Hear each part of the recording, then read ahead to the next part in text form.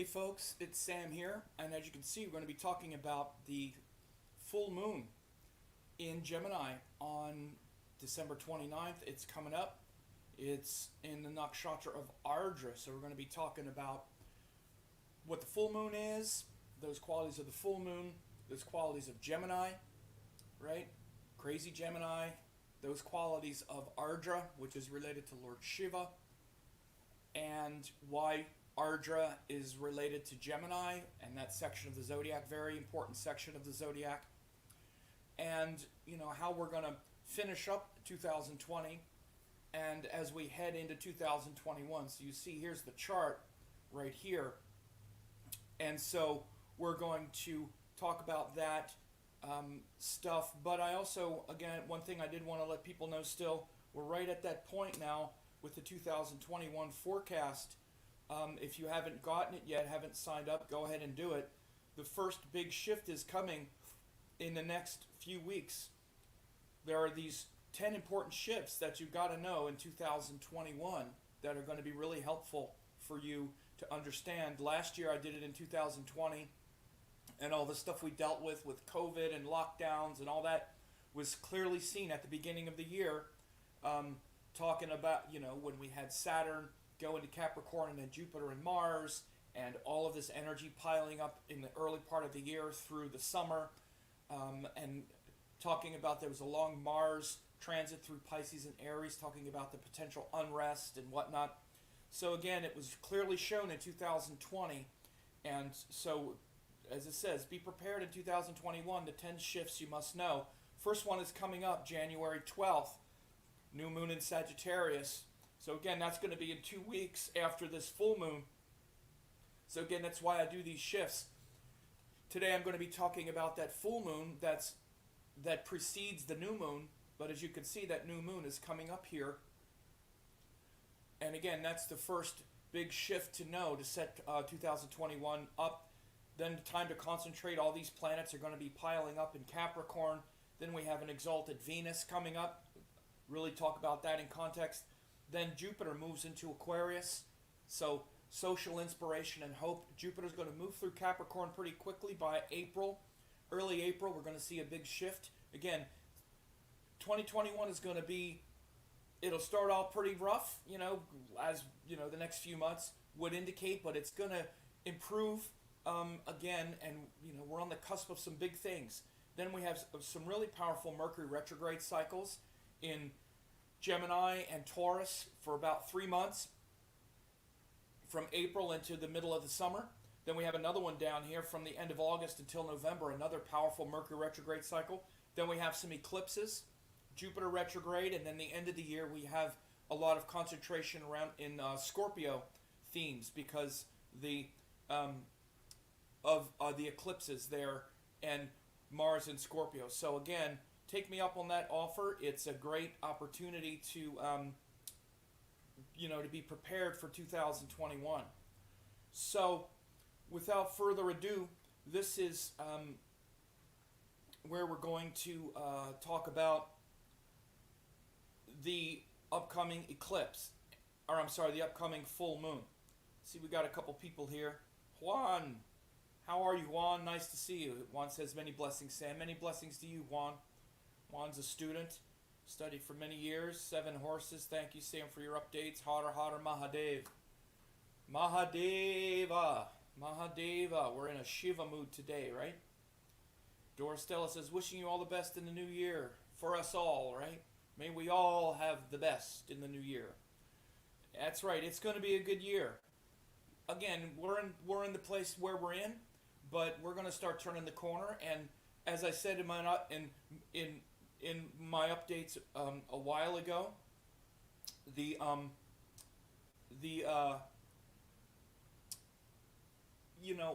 though things are a little tricky right now, it's going to be, we're going to start turning the corner here. The further away we get from the last 4 years, I would say, we're going to start coming out, and there's a lot of great things on the cusp. You can see recent updates that I did on the solstices and equinoxes, that Saturn-Jupiter conjunction, and that we're really on the cusp of sort of like a renaissance, kind of like we had at the beginning of 1900 with all the innovations in technologies, social progress of the 60s.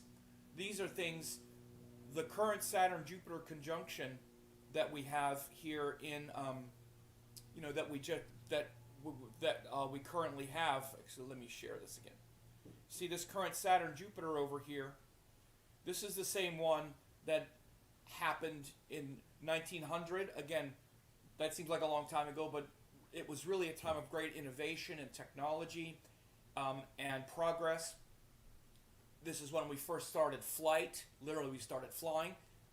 And we can see we just had like a resurgence in the space program. Also new technologies like with mass production and new ways of working and doing things, which we're seeing now post-COVID. Like I said, when COVID happened last year, there were a lot of great things that happened, especially as it was going to reinvent work and give us back our time and recalibrate our relationship with nature and all that. All these things are working out. All of these things are what's happening. The biggest problem is that we have so many of these like mind viruses right now, but we're going to start to get further away from all that nonsense.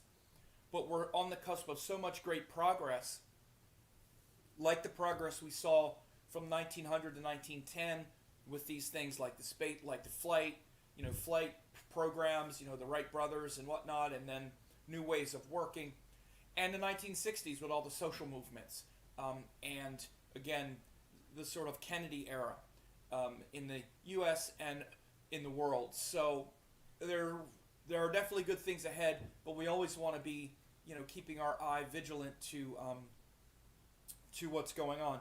So these are cycles within cycles, but there's every reason to be hopeful. Now we have,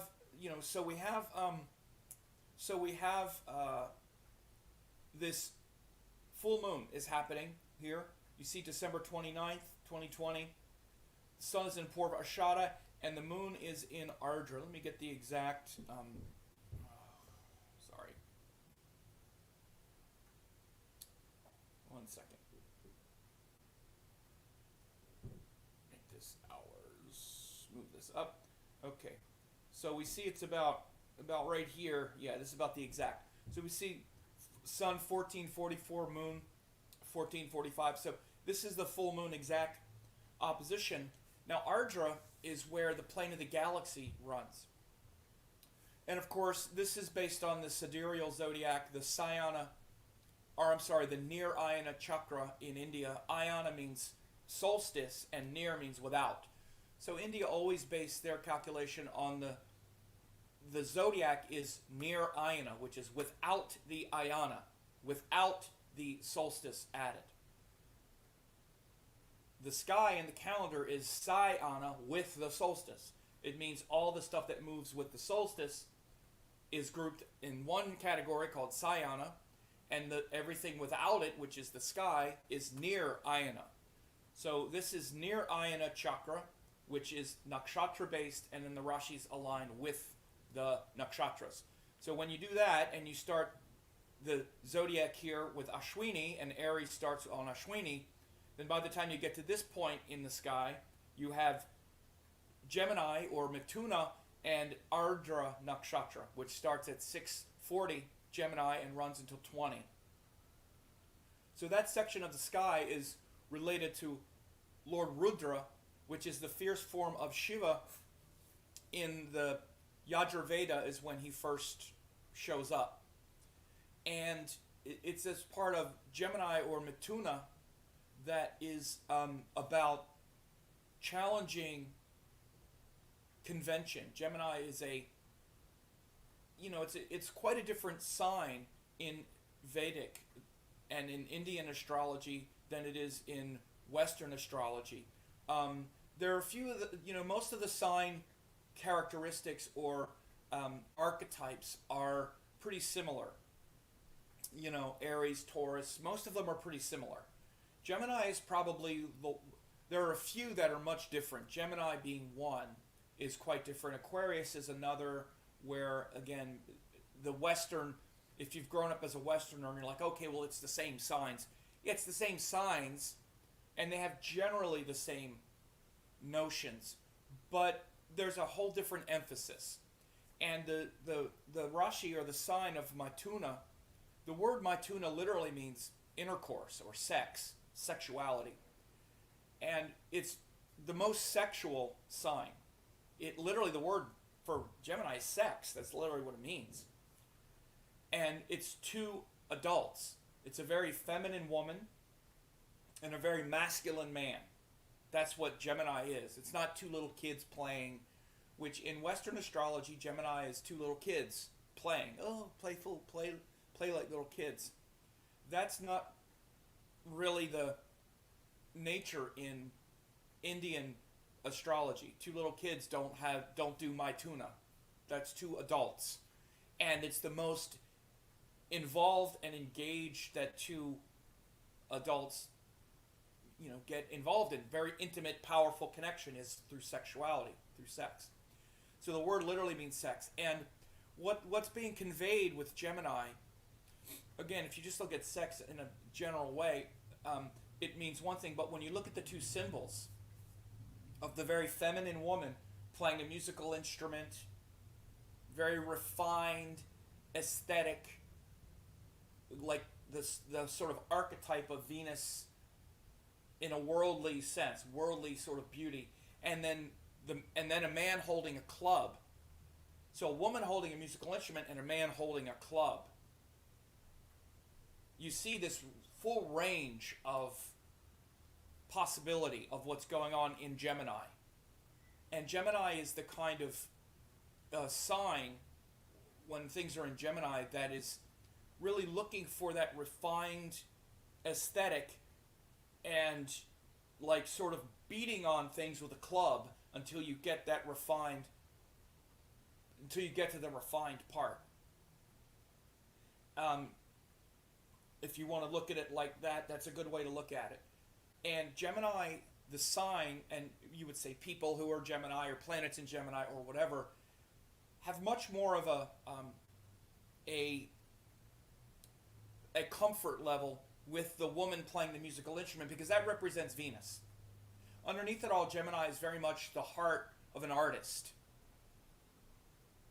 that is looking for that refined beauty in things and looking for things to be like the culmination of Venus, like fair, beautiful, happy, joyful. But there's also the man with the club who is there. So Gemini has this real polarity. It's probably the most polarized sign in the zodiac, where Gemini is there to really, in many ways, like call out injustice, call out things that are wrong, call out things that are unfair, things like fairness, beauty. All of those things are really important to Gemini. And as you see, it's opposite Sagittarius. Sagittarius, which is righteousness, ruled by Jupiter, belief, where we believe something that we're told, like religion and worship and things of that nature.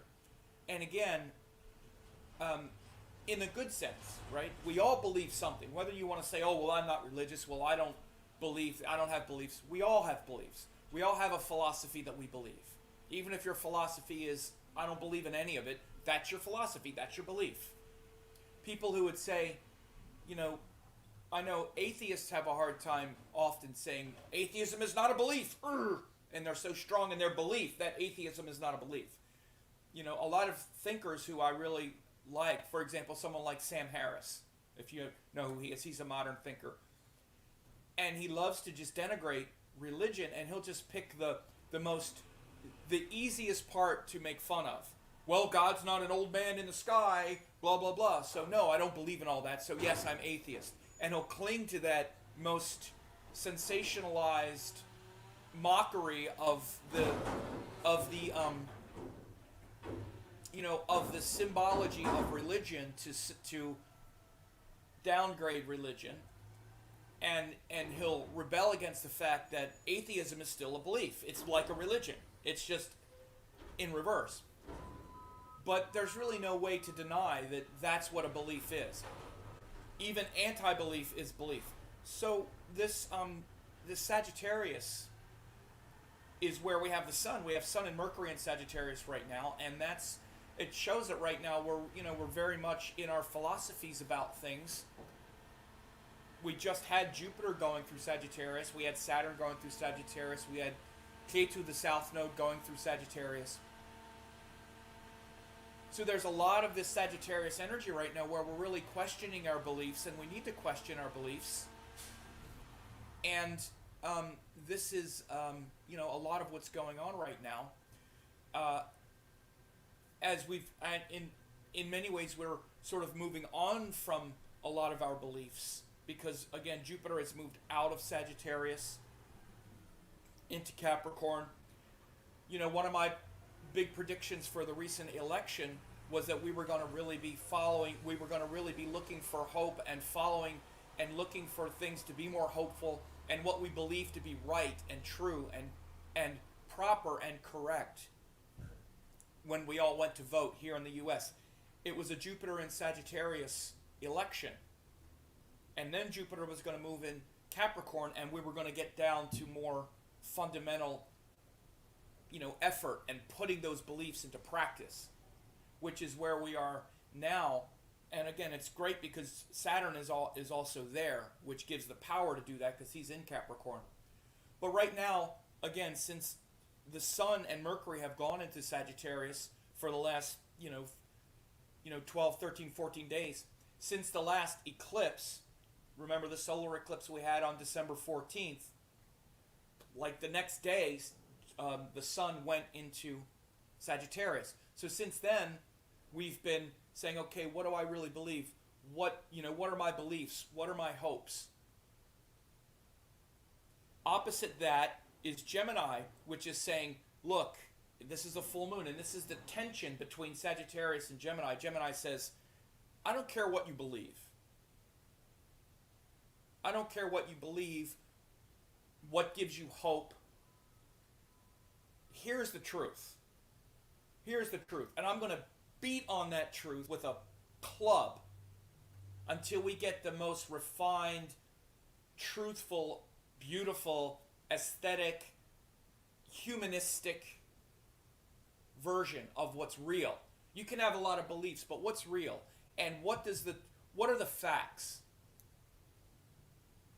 Sagittarius is fiery. It's driven by our, again, beliefs. Fire is very black and white. It polarizes things. This is right, this is wrong. I believe this, and I think that's wrong. Gemini says, okay, well, that's part of what's right, but there's also this. What about that? We don't know what's right. We don't know what's true. And I'm not talking about what's true for you. I'm not talking about what's true for you is just what you believe. So get clear about the language and the ideas. So, well, it's true for me. Well, it's my truth. Well, these are my facts. No. And no. What's true for you means what you believe. Your facts means your opinions. Get the facts straight. Get the language right. There's not your facts and your truth. There's fact that has nothing to do with you, and there's truth which has nothing to do with you. Your truth is your belief, and it is true. You have a belief, and that's your belief, and that's your truth based on your belief. It doesn't mean it's a absolute truth. Your facts are really your opinions. It doesn't mean it's actually a fact, but it could be a fact to you, and then you're going to be motivated by your fact, which is actually your opinion. This is a big part of the world we're living in right now. We all think we get to invent our own facts and our own reality, and we're not. Reality is still real. Facts are still true. We can live in an unreality, but then reality is going to crash against the rocky shores. Our fantasy trip on this boat of our reality is going to bang into the rocky shores of reality, I guess we would say. And it's the Gemini intensity and fierceness that is often coming for us and hunting us. And I say hunting us because Rudra, who is that fierce form of Shiva, is the hunter. And it's hunting us. The truth is hunting you. And by the way, this connection to truth, this is what Dharma is. Dharma. If you could condense Dharma into really one word that I tried to condense it into years ago, it's truth. And I mean truth. There is truth in this world. Don't get sucked up into the ridiculous world we live in. Well, who knows what's real? Who knows what's true? Who knows what's real? Who knows what's true? We've lost our minds. Reality still exists. There is truth. It's called Dharma. It never left. Maybe you left it, but it never left you. It's still the reason you're alive. And even on a micro level, there are still things that are real and true. Just because we can go to another corner of social media where we have a collective unreality that we all like and enjoy and we want to believe in, again, belief, this is religion. This is very much the Sagittarius archetype. Those of you who have listened to me know I've said it over and over and over again. Sagittarius and Jupiter is just what we believe. It doesn't mean it's real. It doesn't mean it's true. It doesn't mean it's dharmic. It doesn't mean it's right. It doesn't mean it's even helping us. It's just what we believe. And we can believe anything. And right now in this world, we can get anybody to believe anything. I could just start saying a bunch of things, and within a couple weeks, I could have half the people believe in it because people were intellectually lazy. We don't fact check anything, and we've mistaken our opinions for facts and our beliefs for reality and truth. Just because you believe it doesn't mean it's true. Think of all the things you used to believe that are total garbage. Think of all the opinions you used to have that you thought were real that are total garbage. So again, this is an ongoing evolution, right? And this axis of Sagittarius and Gemini is really where so much of it gets worked out. So Gemini is, and Ardra especially, is that part of Gemini, which is, again, related to Lord Shiva. Again, Shiva is, he's the meditator. You see that facet of Shiva, which is like Shambho, that Shambho, that mild, ecstatic bliss of and joy of the soul.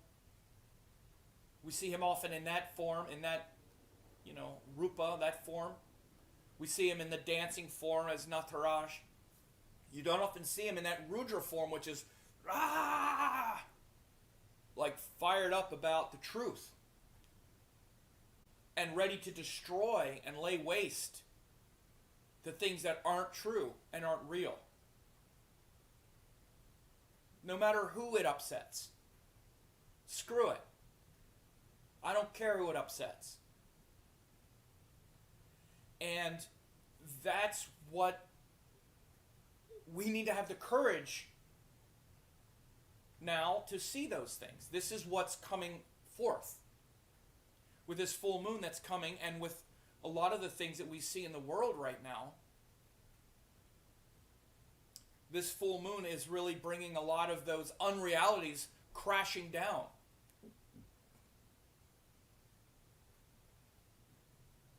And those who are living in accordance with Dharma and with truth, on every level, we can look on, it's not just one level.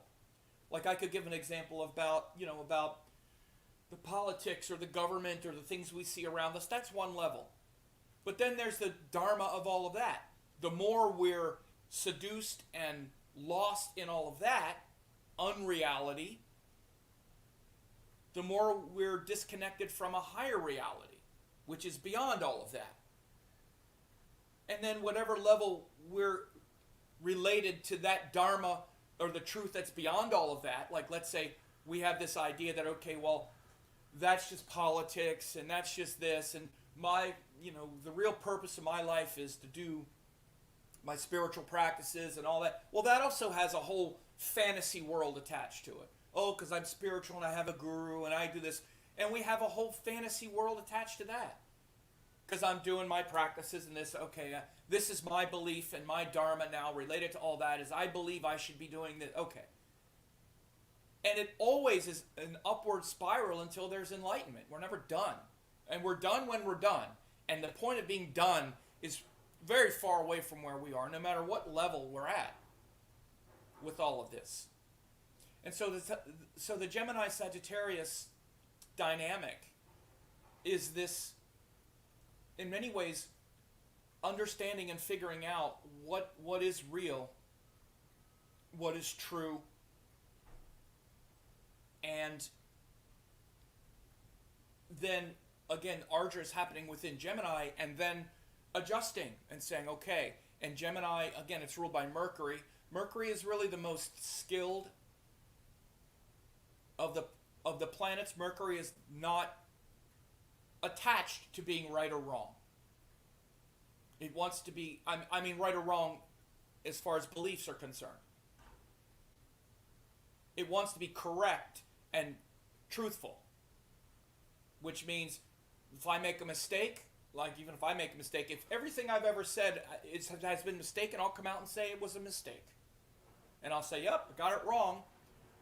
When it's powerful, though, a person doesn't make big mistakes because they're careful with what they say. See, people make big mistakes when they shoot their mouth off and they don't know what they're talking about. Then they make big mistakes. They make big mistakes because they haven't been thorough, they haven't researched what they said, or they haven't gathered enough information yet. And as long as we stay honest and congruent with what we know, we're not going to make big mistakes that we have to apologize for example.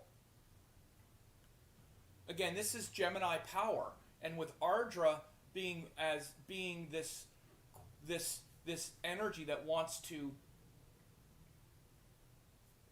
blow things up that aren't real, functioning within Gemini is basically this context of saying, okay, once things have blown up, because Shiva, especially in this form of Rudra, is also the one that destroys what existed before. There's a reason we have these beliefs. There's a reason we hang on to them, because they give us comfort. If I don't have this belief, then what? Then where am I going? Then what's my life all about? Then we have to kind of fly without a net. So we have these beliefs because it supports a view that gives us comfort, which is almost in many ways more important. Because if we don't have anything to believe in, we might just kill ourselves. So we don't give up those beliefs easily. But we need to be able to adjust, and we need to have our beliefs make sense to us. If the things we believe don't make any sense to us, then we become hypocrites. And again, looking around in the world now, we see so much hypocrisy that's just utterly disgusting. Especially from public officials and all around us. We've seen so many of our friends just become bombastic lunatics that make no sense anymore. Because they're believing things. They believe things. It's like, my God, how could you believe this? This makes no sense at all. Come on. Stop with these crazy beliefs. As if they're reality. And it's the Gemini part that's like, ugh. And you can see that Gemini part that's looking at those fired up kind of dogmas. The Gemini part, the part that wants to just come in there and hit it with a thunderbolt and blow it up, that's the Ardra part. Not because it wants to kill or destroy or harm, but because it wants to break up that tamasic energy and get thinking. Come on, think again. You'll be okay. You can let go of those crazy beliefs. You'll still be able to live. In fact, until you break up that craziness, there's no intelligence possible. There's no fun and flexibility. When I look at the people, especially that I see now, that are there's such a dark paranoia around things. Again, they're so locked up and stuck and utterly paranoid about the simplest things, right? Again, it's like this attachment to things that aren't real. It's not like you want to fight with them, and if you challenge, like especially a lot of the crazy beliefs that are out there now, the thing that comes back is, oh, you're just not open-minded. Oh, you're so narrow-minded. I've had online discussions with people that are like, I've never seen so much narrow-mindedness from people who are supposedly open-minded. And it's because they want to put forth ideas. Again, these conspiratorial ideas are not think clearly about any of this stuff. And then when people say, look, you're just not thinking straight. You're just not thinking clearly. You're just buying into all this propaganda and programming. It's like, oh, you're so, so your facts are the facts that are right, huh? My facts are wrong. And just totally turned around. So again, it's the Gemini part that wants to say, come on, use your brain. You'll be okay. Remember, your world existed before you believed all of this stuff that you just started to get woke 6 months ago in 2020 when COVID happened and you realized that the whole world is a conspiracy. So many people that just got woke in 2020. I've seen so much of that. Like, that's the story. Like, that's the time they became woke, when they were on lockdown and had enough time to just go off the tracks with things that have been there the whole time. So again, I use that as an example, and many of them think that the rest of us who are buying into the Matrix, again, as if the Matrix, now suddenly, like the Matrix was real or something, like it was a documentary, that movie. All the Agent Smiths and the Sentinels and the blue pill, the red pill, I've been red pill. It was a movie, folks. It was still just a movie, okay? It wasn't reality. And again, like thinking that the rest of us are just, that we're ignorant in the Matrix and we're paranoid because we're wearing a mask or whatever it might be, and just seeing so much like anxiety. So much anxiety because of this belief. And again, a belief is something that you don't have your arms around. When you believe something, you're projecting into the future. And if you believe there's this dark dystopian future because of this past and all these things that are controlling you, but again, it creates so much anxiety because you don't know how it's going to work out. Just like every doomsday scenario in religion, the rapture, all of these, Armageddon type religions, they just terrify people in the present because it's this open loop. Again, this is the danger of beliefs, of wrong beliefs, believing things. And again, what Gemini is here to do, the nature of Gemini is to kind of like lance the boil. When it's powerful, no matter where our inquiry takes us, like I don't have a sense of right or wrong. I don't know where it's going.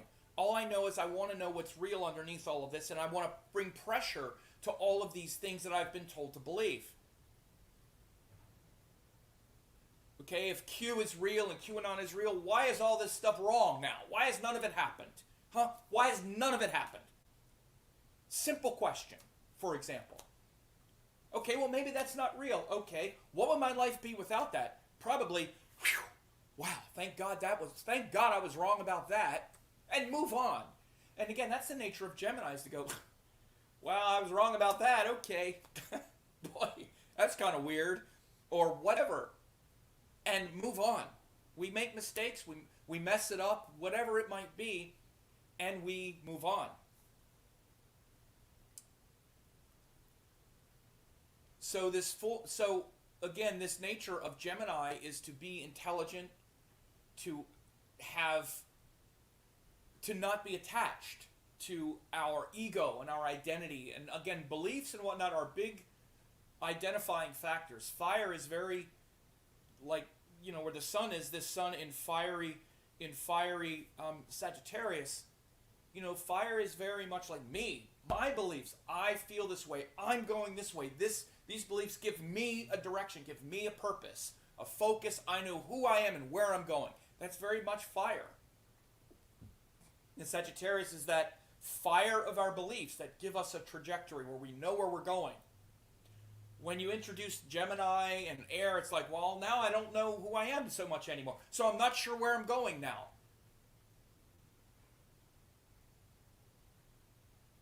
And that's okay, because in many ways, there's a great joy to that as well.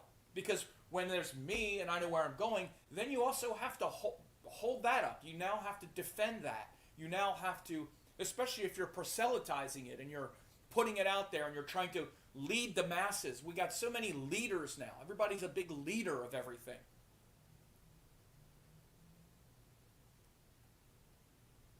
You feel like, there's so much, I see so many people that are especially like big leaders. We're all leaders now because we got social media accounts and, teachers and coaches and guides and leaders, which is very Jupiterian, very Sagittarian.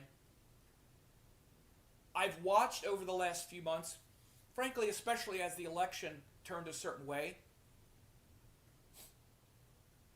and all of the things that happened after the election where it was like, you watch, the liberals are going to be crying, you watch, it ain't over yet, you watch, fake, it was fake, and watching, which I knew right at the end it wasn't going to happen because I know this stuff. I've been around it enough. Brick by brick, I was like, this is going to be interesting to watch. If there's any... What's going to happen once all of this stuff starts to fail? None of it works. And people are implacable. And no, it's coming, you watch. Now it's like cheering, okay, maybe it'll be tanks in the streets. Throw them all in jail. We're going to steal it. Trump is still going to be there, or whatever it is. It's like every solution that was going to work out hasn't, and it's not. But people will not let go of those beliefs, because who am I without it? Even like my platform. What are my followers going to think if suddenly I admitted I was wrong? I'm still interested to see how all this is going to play out. It'll probably continue where, again, the grievance will continue for those who simply cannot admit to the reality and adjust to the facts of that part of the world. I'm using this as an example because we see it. They'll probably keep it was a conspiracy, just keep it going forward. Even though Q was wrong, all of it's wrong, none of it worked. So what? We're still right. We're not going to give up. And this is that fanaticism, that dogmatic fanaticism, that is the negative quality of Sagittarius, Jupiter, and what Gemini corrects for. Gemini corrects for saying, okay, got it wrong. Which, by the way, is also why a healthy Sagittarius energy doesn't go off the cliff in the first place and take this much information and develop this much of a belief system before we actually know what we're talking about. So take this much information and take it this far in our beliefs and go, oh, I believe it now, where we're not susceptible to propaganda and dogma and saviors. Oh, this will be the savior. Oh, my savior said this, so I'm going to believe it. And now I'll just look for confirmation bias. So again, instead of looking for good information, instead of looking for facts to dispute our wrong beliefs, we look for confirmation bias. Confirmation bias is a misuse of Gemini energy. I already believe it. Let me look for other people who confirm other information that confirms what I already believe. These are my facts. No, that's called confirmation bias. You already believe it. You're not looking for facts and truth. You're looking for confirmation bias. And now we get confirmation bias everywhere. Everywhere. We have confirmation bias. Whatever we believe, we can find others who believe it and just keep confirming our bias and our belief because of that. These silos of confirmation bias. So Gemini is the sign that really corrects for all of that. Because we want to believe. We want to believe we have the answer.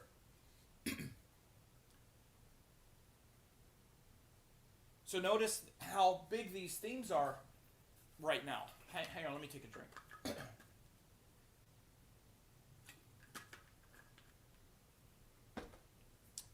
And this, one extreme or the other can be, you'll see the scale balance one way or the other. Often if people have a lot of planets like in the Sagittarius or when we get a lot of Sagittarius energy, we'll go crazy on the beliefs part. And let me just show you here. I'll just back up. We just went through a big Sagittarius a couple years ago. Okay, so this was this time last year. Look at where we were last year. Look at the chart last year. Saturn, Sun, Ketu, Jupiter. Saturn, Ketu, Jupiter were in Sagittarius last year. Again, if anybody who watches what I say, any amount of consistency, go back and look at my updates last year where I was talking about fired up about our beliefs, and we had the notes here. We were still getting eclipses in the Sagittarius Gemini axis, and I kept saying we're going to realize that we don't know what's real. We don't know what we believe. We don't know that we're stuck in this cycle of believing things that we don't understand. This was just a year ago. All of this Sagittarius energy. Even the year before, Saturn was there, and Ketu was about to go there. Even 2 years ago, Ketu was about a month away from joining Saturn there. And then Jupiter joined. So we're coming out of a huge, this is where we are now. This is one of the reasons why I also said we're coming out of a huge Sagittarius focus for the last couple years. Totally fired up around things that we believe that in many ways we don't really understand very well. Especially because Jupiter and Ketu had been there. And again, Ketu brings a lot of confusion and a lot of dogmatism and fanaticism. Ketu is fanatical. So our beliefs got really polarized in middle of 2020, 2019 through most of 2020. It wasn't until the nodes moved from that axis into Taurus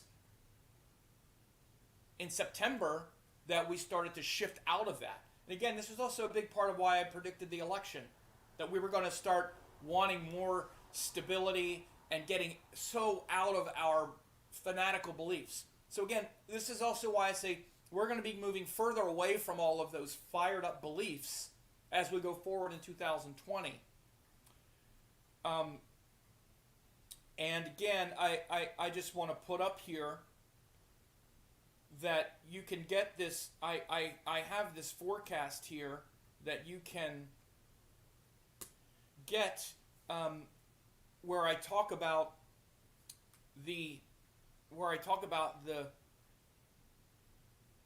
most important shifts of this year. And again, the things that you must know for 2020, it's definitely, it's free. You just go there, you click register now, and you can register for it. Either watch it in real time, like right after this is done, and you get sent a link also where you can watch the replay. But again, that cycle of hope is related to Sagittarius, and you can see it's right around the corner. It's right after this full moon that we're talking about. Because we want to align with hope, but hope needs to be tempered with intelligence and discrimination, because then we're not just a hypocrite. We're not just saying a bunch of things that we don't really understand.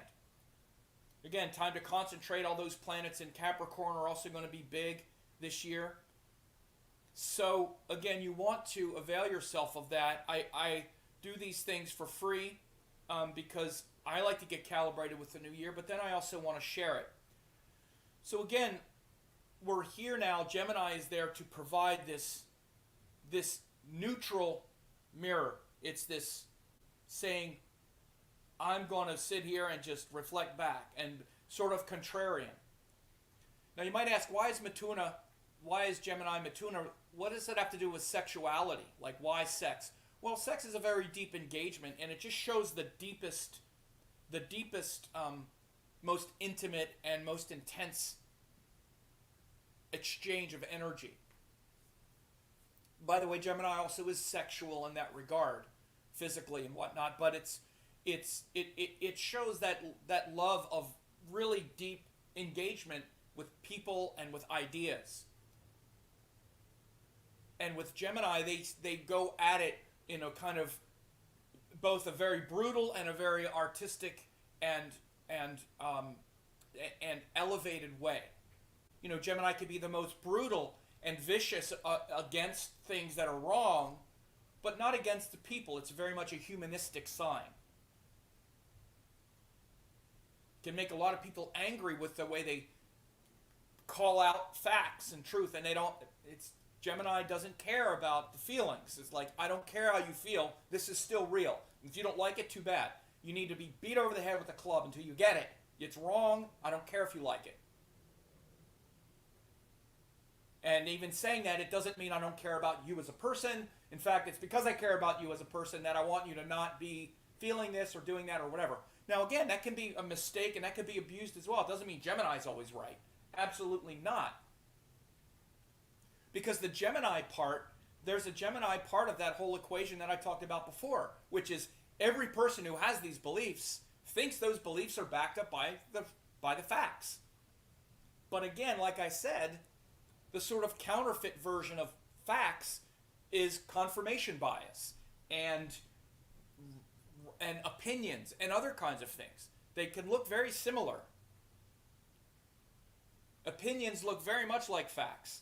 We live in a world now where people state their facts as if state their opinions as if they're factual. And then when you give evidence and you correct their mistakes, they get mad because they're going to defend their opinions, because it's Mars who defends our opinions. So when you talk to someone and you say, but you're factually wrong here. This is not true. What you said is wrong. It's not an opinion. It's simply not factual. You can't make all these claims that are easily factually incorrect as a support system for your beliefs. If all the facts you have are wrong, how can your beliefs be correct? You can't even explain how any of it works, yet you believe it and you want others to believe it. Okay, you're welcome to live in that world, but stating your opinions as if they're facts are going to run into the accurate Gemini mind, which is going to say, no, I don't care what you say. I don't care how mad it makes you. It's not true. It's not correct. It's not real. It's not right. And even you know it. And you know it. Because when you're presented with the facts, you have no answer. You just want to ignore it and state your opinions as if they're facts. Okay. But so the Gemini part is, there's that brutal quality to it, which is like the man with the club. But then there's the Venus part, which is the part where Gemini is more comfortable, and Gemini struggles with that man with the club part, because they're really at heart the woman with the musical instrument. That's the Venus. And the man with the club is Mars. So Mars is quite a brutal planet for Gemini, not so easy for them to roll with. And Venus is a much easier planet for them to deal with. And so, again, this kind of humanistic motivation, and to want to share and to want to communicate and to want to respect everyone's views. And by the way, even including respecting views of the people that believe all these things. That's fine. You know, people can believe what they want. It's not like I or many other people hate them for it or don't like them for it or whatever. What you can see though is the toxic quality of our misguided beliefs. It's the pain that you feel when you're like, what is this getting you? Just let it go. Find that it's okay, the facts are there. So again, Gemini, as being opposite Sagittarius, brings that humanistic reflection as a mirror to religious, beliefs and dogma. And again, I'm using examples that are pretty hot right now, and there's some people watching this that are probably pretty hot with me, and angry at me. People get angry at me for saying these things. By the way, if you don't know, I have a lot of Gemini energy, so sorry. But again, it's not personal. And it's anyone who feels that way about things. I don't personally hate them or dislike them or even think they're stupid or anything like that. We've all been in those positions and situations. Things are very confusing in life. We're all confused. And the hard opinions is the part that really gets us stuck when we think we know. One of the most intelligent and important and liberating qualities of Gemini is realizing and knowing that we never really know, and not ruling anything out. Myself, for example, I don't rule anything out. There's grains of truth in everything. Even all of the conspiracies and all of this and all of that, there's grains of truth, if not large chunks of truth, in all of it. Of course. For example, when you talk about conspiracy theories, but also even just understanding, be clear about what a conspiracy theory is. A conspiracy is saying that all of these things that are disgusting are connected through a theory to conspire, which means this terrible corrupt thing, this terrible corrupt thing, these terrible corrupt thing are all in conspiracy with each other to hold us back or do this or do that. That's the conspiracy theory part, not the part that international banking cartels and oligarchs suck. No kidding. Or all they're in it for is money. No kidding. Or all the politicians are corrupt. No kidding. Or they're going to try to they're going to try to make a power grab with COVID and everything else. No kidding. This has always happened. To say that it's all in cahoots and it's all this big thing, to say that there's a theory or that there's a conspiracy in the midst of all of that to do a specific thing, blah, blah, blah. These are the things where then the problems also get so big that we can't do anything about them. That we can't do anything about it because now we're dealing with something that's so abstract, faceless, nameless, bureaucrat, that now we have no choice but to believe in something that's doing the whole thing, or then believe that there's a Q who knows about it all, who's going to tell us all about the whole thing, or there's another thing, and then we wind up in this belief in this thing that is so big we have no control over it. We have no way of, and by the way, this is religion 101. It's just religion. And conspiracy theories is like the new religion. It is literally like a new religion. That's kind of like the religion now. Oh, and it's why it takes on all these conspirituality, what we're now calling conspirituality, which is the spiritual community believing in conspiracies now, is because it's like the New Age religion on some level. I'm smart. I got it. Now I got it. Now I'm woke to it. Aha. I was bypassing in my yoga and stuff, but now I see it. Now I get it. And it's just, again, the conspiracy part of it that then turns it into this thing that is so big. That's the part that's ungrounded from the Gemini part, which is, okay, if that's the case, how does it work? How's it working? What are the details of all this stuff? How can it be that all that's going on? Where's the proof of that? Where is it?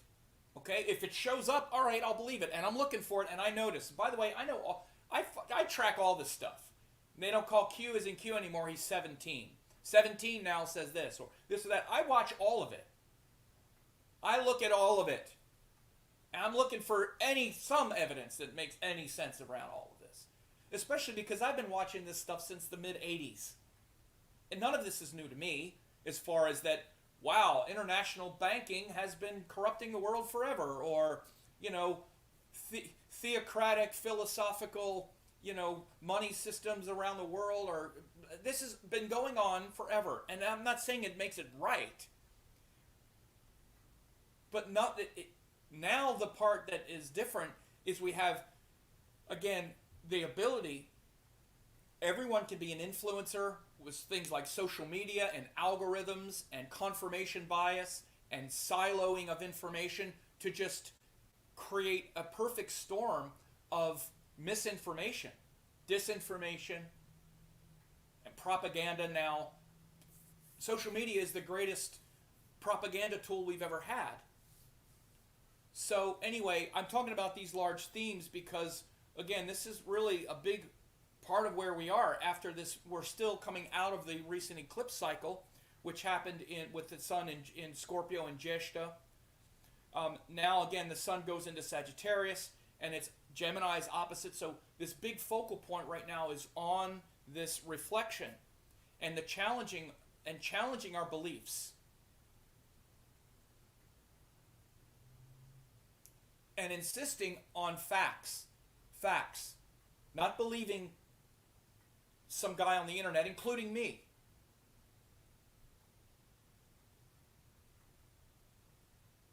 Insisting on facts and evidence and real data. The truth leaves clues everywhere. I'll just be right in the face about something. If there was really widespread voter fraud in this recent election, there would have at least been one court case that would have had some merit. For example. By the way, we're also seeing literally about this, which I wish it would have started right away, but these computer companies, the Dominion and the Smartmatic, have now started filing lawsuits against these media companies and the administration and these lawyers, and you're seeing them change their tune right now in the media as well. They're coming back, backpedaling. Fox and Newsmax and whatnot now running these retractions of these preposterous claims against these companies with no facts and no evidence. For example, you lose 50 lawsuits that get thrown out of court because there's zero standing or evidence. That might leave a clue somewhere that maybe none of this is real. For example, if you're still believing it anyway because this guy or that thing or Sidney Powell or and you listen to what comes out of the person's mouth and you're like, okay, so that's real. That's the truth. That's more powerful than every court in the land saying no. By the way, in these courts, Republican judges, many appointed by Trump, thrown out of court. And by the way, if you look at the statements, what's being filed in court, like I do, I chase all the evidence. I say, I want to see what's in that court document. What did the lawyers actually say? The fact that Trump's lawyers have never alleged in court once that there was any voter fraud. Not once.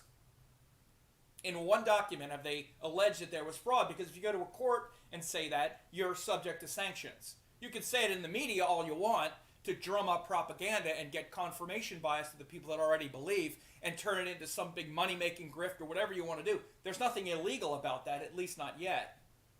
But you say it in a court of law, it's a whole different thing. So maybe that evidence, that hard factual evidence, would be like, maybe that didn't happen. Maybe there was no fraud.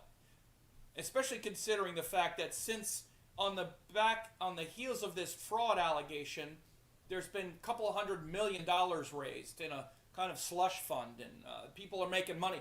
Funny how there's a conspiracy about everything else, but that's not a conspiracy. That's not a conspiracy. Okay. Think about this a little bit. So, Gemini holds up a mirror, and in your life, look at what you're willing to do.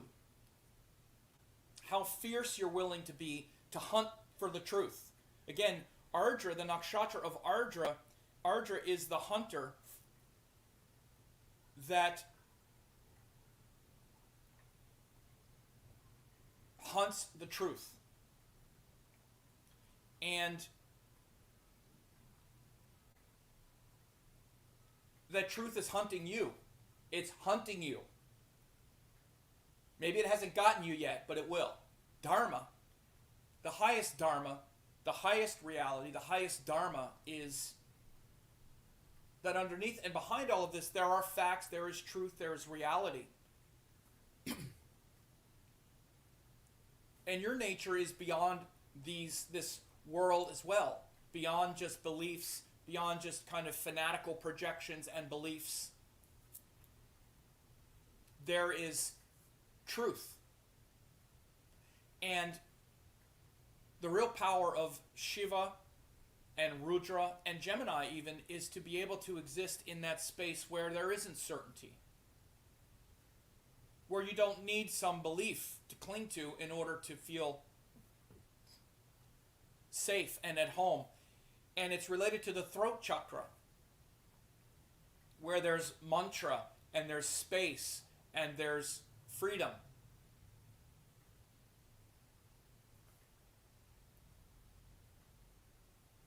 when you see that quality of, when you get into the courage of the Shiva Rudra energy, there's the courage to, again, exist without the need for Big Daddy holding your hand, making sure you'll be okay. To exist in freedom. Freedom. Freedom from the chains of a failed philosophy or a religion or a dogma. And again, this goes for spiritual people as well. You know, I've been around my guru Amma for years. And you've probably heard me talk about Amma, the hugging saint. And I know so many people around Amma. And, you know, Amma is a embodiment of this divine wisdom, of this universal truth. And I see people go to Amma on and on and on for years and years like she's Santa Claus or something. Give me things. And Amma will do it. Amma meets us all where we are. Many of us, Amma will do whatever it takes to draw people closer to her. Not to her personally, but to God. Many of us need proof, or we need that comfort, and some of us need something more severe, or whatever it is, Amma gives it, because she can see what's in what we all need.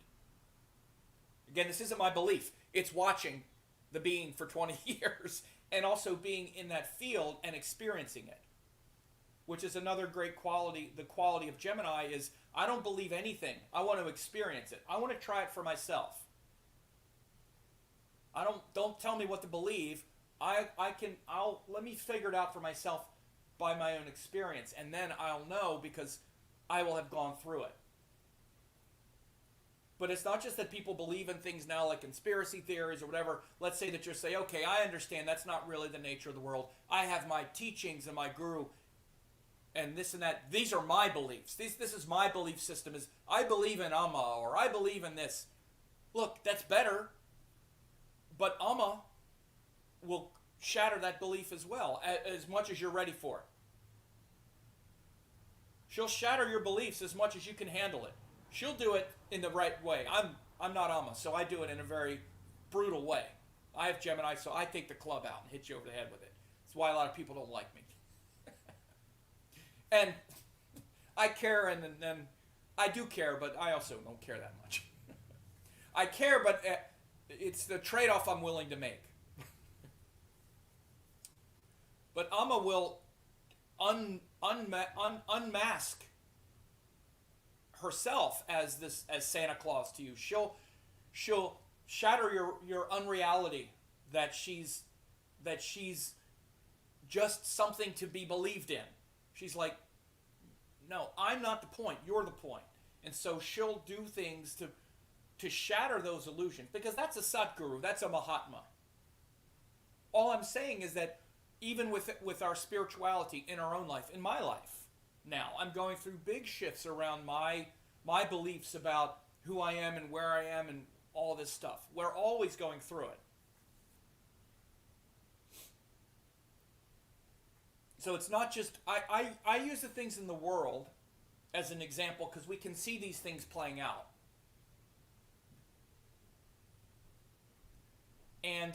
But it's on every level, like I said before. We're always trying to elevate and up-level these things. So in your own life, aside from whatever you might be thinking or looking at in the world the political, social world you live in,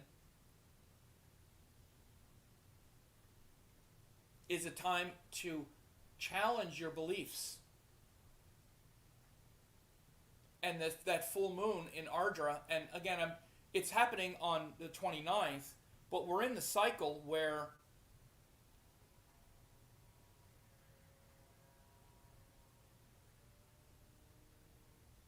these issues and these themes are the important ones. And we can see, again, as we get closer to the full moon, some of these themes coming to a head. Notice as we get closer how much the pressure of this starts to build up in you. where you really start to see and notice how, again, how hypocritical you are. Are you putting into practice what you're preaching? Are you living and doing those practices? Sagittarius is the belief, okay, I believe that I know I'm right. I believe this is right. I believe this is the thing. Underneath it all, we know it's not true, by the way. We all know that our beliefs are BS because we don't know what we're talking about. We know that we don't understand the nature of the world. At least we should. And we do. For the most part. All of our beliefs, that's why our beliefs are so shaky all the time. They're always shaky. They're never resolved. Anything that you're just believing in, the only things you really believe in are the things you've also experienced and put into practice.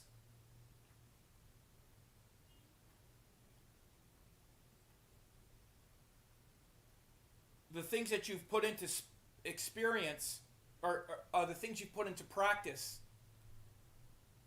Those are the only things that you really know. And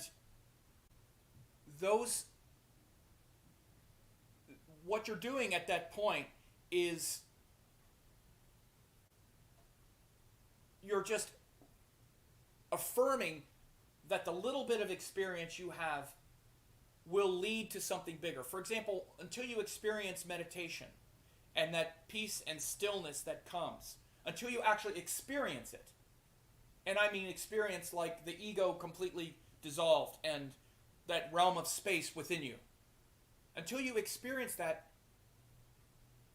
you don't understand what it's like to not be attached to the body, mind, ego.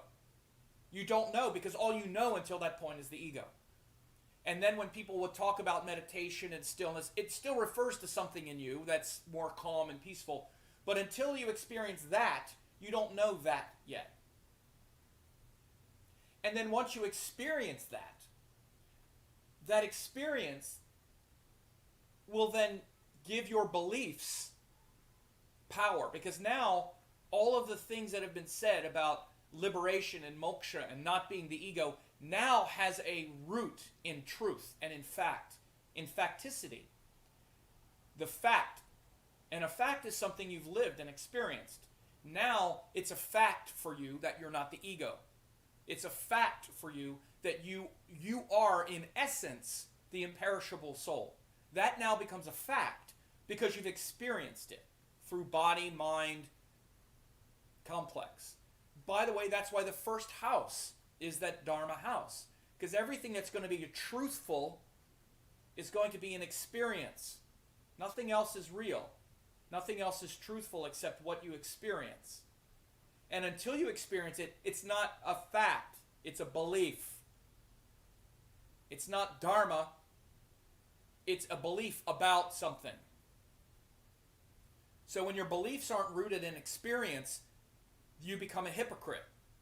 You just become a preacher. And it's very easy to see, especially for those who have experienced whatever it is, it's very easy to see through someone who doesn't have any experience about what they're saying. It's obvious to those who have experienced it. So hypocrites are easy to see in... Think about your life and how easy for you to see people who don't know what they're talking about in an area of life where you do know what you're talking about. Because you've lived it, experienced it to a lot of depth. And then you hear somebody talking about it in a way where you know they don't know what they're talking about. That's the difference, because they haven't really experienced it yet. They're talking about their beliefs about it. Again, it's that convoluted. They're talking about their beliefs about the thing they're saying they know. It's 15 steps away from the truth to someone who has experienced the truth. So Gemini is that love of experiencing things as well. Well, you say this is real, let me see. Okay, you say, if I just sit here and meditate, or I sit still like this, something will happen. All right, let me see what happens. Because I'm not religious either way. Maybe it's real, maybe it's not. I don't know until I try it. Let me try it. That's Gemini. Ruled by Mercury, which is curious, huh? Well, they say this, let me see. Well, they say this, let me see. That didn't work. That did. Huh. So this is a great opportunity now for you to take those things that you believe and see how they hold up. Be neutral. Challenge your teachers. People you're believing, if you're believing stuff, if you're believing all these things that you hear, whatever it is, do a little research. Instead of using the internet to just spin out on confirmation bias and little endorphin hits or whatever it is that you're doing that makes you feel good in your little silo, why don't you use it as a resource tool? Research something. Actually look into it. It's not hard if you want to really know and be willing to say, you know what, I was wrong about that and it wasn't helping me at all. Because being wrong and believing in a bunch of stuff that's not true is never going to work out. Okay? I haven't got to tell you. It's never going to work out. Ever. It's just a matter of when it stops screwing you up. It will never work out. It's just how much more of your time and energy are you going to waste on it? And the truth and the practices, especially the spiritual practices that all of the gurus say to do, are always going to lead to the truth, because it's going to be your experience of the truth, not your belief in them. Again, I used Amma as an example. Amma never says, okay, believe in me now. Believe that I'm the answer. Go ahead, believe all that. It's not a phrase you'll ever hear come out of her mouth. It's Amma before every assembly, every single time I've been in her room, every time, the first thing she does is bows down on the floor and prostrates in front of everyone who's there. She prostrates before us. And her Swami says, Amma bows down to everyone here who are the embodiments of supreme love and the divine truth. Amma bows down to everyone here who are the embodiments of pure love and the divine truth. She bows down to you.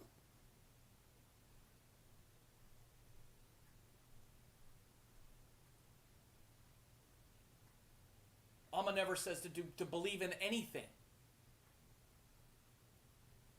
Well, that's not true. She says to believe in God, but do your practices. To have faith because you're cared for. Have faith in that. But put it into practice. Do it. Because doing it is the only way. That's called karma. The entire truth of your life is shown by your karma, which doesn't mean, it means what you're doing. Karma and dharma are the two things. You do the thing to know the truth. And the only truth you know is what you've done. The only dharma you have is the karma, the action. That's the only thing you really know is what you've done. But you've got to be willing to do things that are outside of your existing beliefs. So again, that's a big part of this full moon cycle. Again, we'll feel it come to a greater culmination on Tuesday. Is that the day? Was it the 29th? Yeah, Tuesday. And like I said, we have really, there are good days ahead.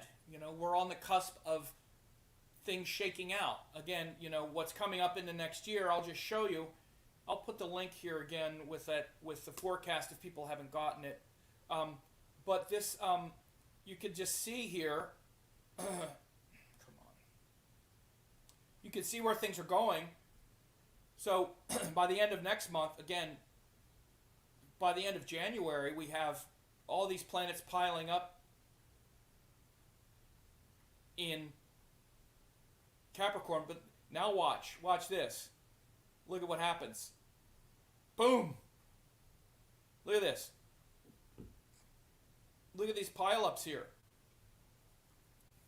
So that's one of the big parts of the 2021 forecast that I made. was this, it says, when I say Capricorn pileup, you see it says here, it says Capricorn pileup, time to concentrate, February 4th through February 12th. All planets except Mars in Capricorn, including the moon for 2.5 days. That's pretty incredible, right? It's like all those planets piled up in Capricorn. When do you see that? So again, this is early February. So again, so we're going to be getting through these things here next year in the early part of the year. And again, where we're at right now, again, as we go by weeks, but where we are now here, you know, we're right here, is in front of that. So again, astrology is to you see what's coming. We see where we've been. We just came out of this eclipse. Like I said, it was going to bring a lot of things up. It was going to polarize, destroy certain things, set things on a new course. It's where we're at. And now we're having this, again, the next cycle goes into Sagittarius, you know, this sun in Sagittarius where, again, we're still fired up about our beliefs, but then the full moon is in Gemini saying, okay, is that really... We just had this eclipse which really should have showed where things are going. You're still in these beliefs maybe about certain things. How are those beliefs working out? What's reality actually showing you here? On all levels. What, and again, with the world, with your own practices, whatever it is. Where do you want to be going? And again, you know, within the next month and a half, we're going to have all these planets then in Capricorn piled up. Because again, here's what happens. You want to know, I'm speaking in general, like I just said a minute ago, that this unreality, these false beliefs never works out. Never works out. Well, when do you think it starts to not work out? And where we start to really feel the pain of our unreality not working out? When do you think we start to really feel it? You think we'll start to feel it when we start getting something like this? And all these planets in Capricorn? You think unreality might start to hurt a little bit by the time we reach 6 planets in Capricorn? Make no mistake, Saturn is the slow-moving one. Saturn is here to crush our naivete, crush our foolish beliefs. If you want to make it simple, he crushes our foolish beliefs. And he strengthens our authentic wisdom. Authentic wisdom is the hard-earned,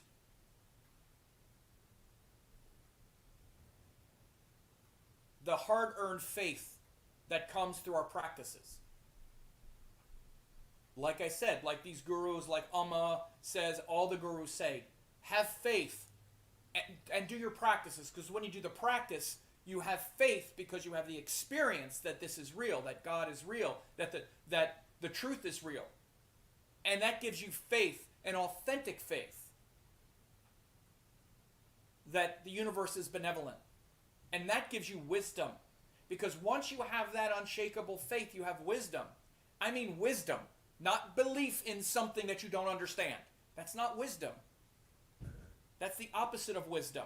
It's naivete, and you're easily duped. You'll believe anything because you want to stop, because you want to grow up. Again, and Capricorn is the sign of growing up, and Saturn says, Saturn is merciless. It's like, look, I don't care how much it hurts. This is real.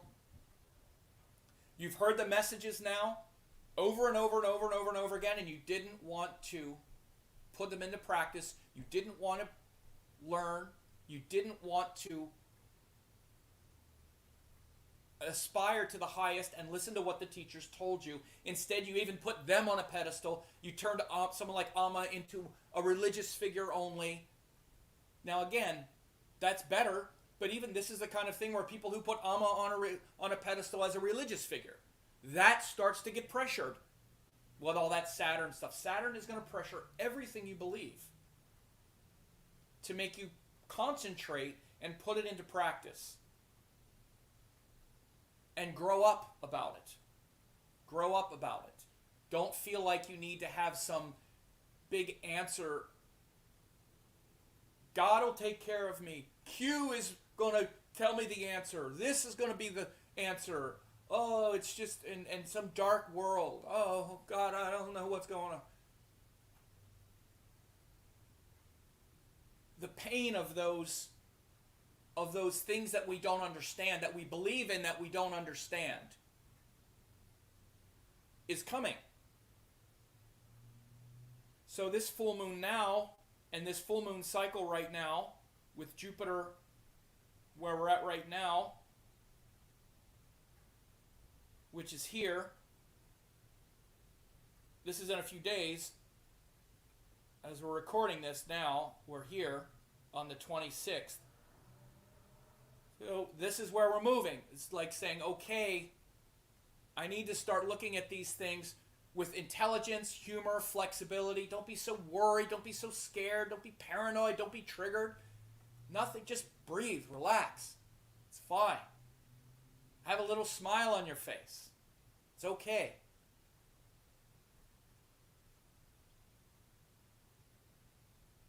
Have intelligence and discrimination about it. Be willing to adjust. Breathe. Use our intelligence and practice. Put into practice what we believe. And especially find those great wisdom teachings. I mentioned my guru Amma. She's a great one. There's online meditations. There's all kinds of practices that you could do. Yoga, pranayama, asanas, all of this thing to connect you with the truth of who you really are. Beyond all of this, beyond all this triggering. And in a couple months, when we start dealing with this pileup in Capricorn, you'll feel it. You'll feel how in alignment you are. How much truth is in what you're doing. Jupiter gives inspiration, but Saturn gives the truth, the reality. And what it tends to do is push away everything else. Push away everything else. One of the things that are going to happen in the world is we're going to be really dealing with this COVID thing again in great, great detail again. It's going to be really heavy and dark at that time. We're sowing the seeds for it, and could be a big financial, I don't like to say collapse, but whatever you want to call it. A lot of financial, it's going to be hard. I'll do updates on that, but on a spiritual level, personal level, it's time to grow up and not be so naive about a lot of things and not just fall into so many of the bad teachings that we have seen collectively and whatnot. So anyway, this has gone quite a while. I actually planned before this that I wasn't going to talk a real long time, but this is important, and I think that we have a lot to be hopeful about around the corner. But again, we have to get through some of this real intense energy that's bottled up right now. And the best thing is the present. No matter what's going on externally, it's all in here. The breath, mantra, all the practice. Every answer to every question is in the present moment. Once you connect with that truth and that wisdom, and that becomes a lived experience and a fact, you're not manipulated, you're not coerced anymore. You can't be coerced or manipulated through fear. You're not looking for a savior anymore. All the teachings become experiential. And you know that your truthful nature is the only, is the axis around which the whole wheel is turning. That the closer you are to your truthful nature, that's really the only thing that matters. And the rest of it is there, and you want to do your best to try to help, but that can never be taken from you. It's something that can never be touched or taken away. Though that experiential connection to your nature beyond the ego is the only thing you have. All the rest will leave. Everything. You're going to lose it all. And this is why Saturn energy is so, and Capricorn, especially at first, Saturn and Capricorn energy is brutal. It says, what has all these beliefs gotten you? You're not getting out alive, no matter what you think. You're going to die like the rest of us. And what are you even living? Are you putting anything into practice? You can't control any of this. And you don't even know who you are. And the pressure gets amped up. And many times that's the most beautiful thing that ever happens to you, because you give up. The ego gives up the fight and the struggle and the illusion that it's in control, and just has to stay present because there's nothing else left. Everything else fails. So Saturn is here to like make it all fail and say, nope.